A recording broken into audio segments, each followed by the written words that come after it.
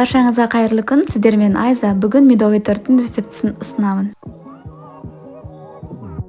Ең алдымен медті орташа отта қыздырамыз. Қызған уақытта мед қоңырқай түске енеді. Содан соң ас содасын саламыз. Ас содасын салған уақытта қатты көпіршейді, сол уақытта оттан аламыз.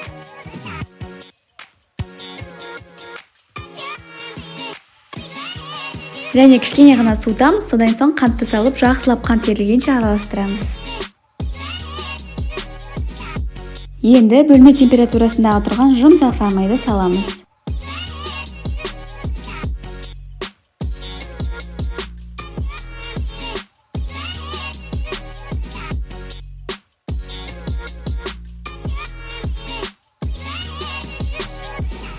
Сарымайды салған уақытта мед жылы болып тұрады, сондықтан сарымай тез еріп кетеді. Енді жұмыртқаларды біртіндеп сала отырып араластырамыз.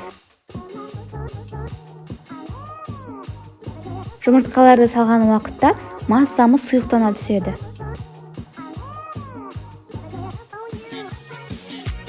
Електен өткізілген ұнды 3 этап бойынша саламыз және жақсылап араластырамыз.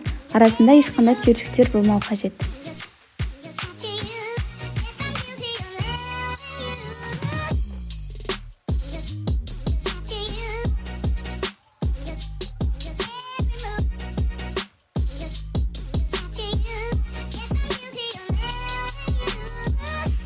Бұл медовый торттың ерекшелігі, ешқандай оқтаудың көмегінсіз жаясыз.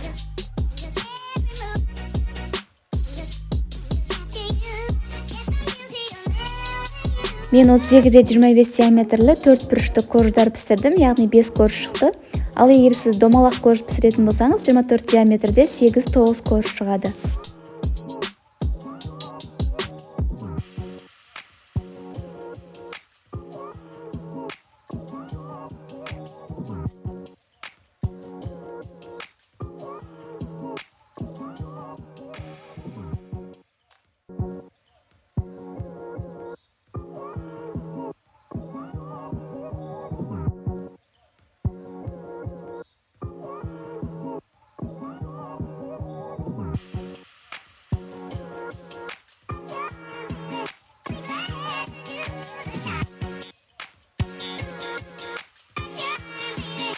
Қызып тұрған 200 градус пеште әр коржды 10 минуттан пісіріп аламыз.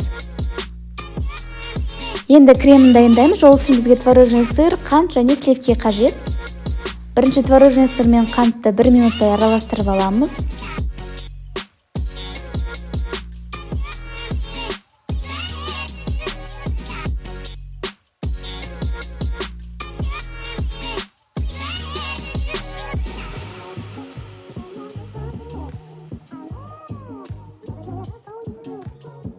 Енді 33 немесе 35% салқын сливкиді құямыз және миксердің төмен жылдамдығымен жаймен араластырамыз. Яғни бізде қою крем пайда болу керек.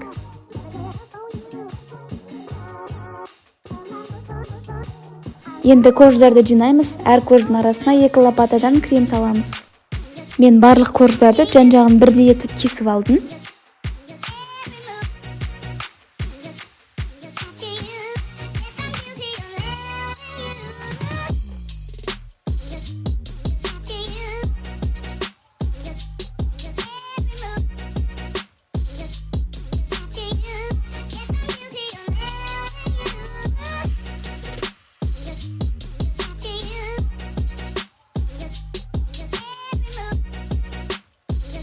Жан-жағын кескеннен қалған корждарды блендермен езіп, бетіне сеуіп шықтым.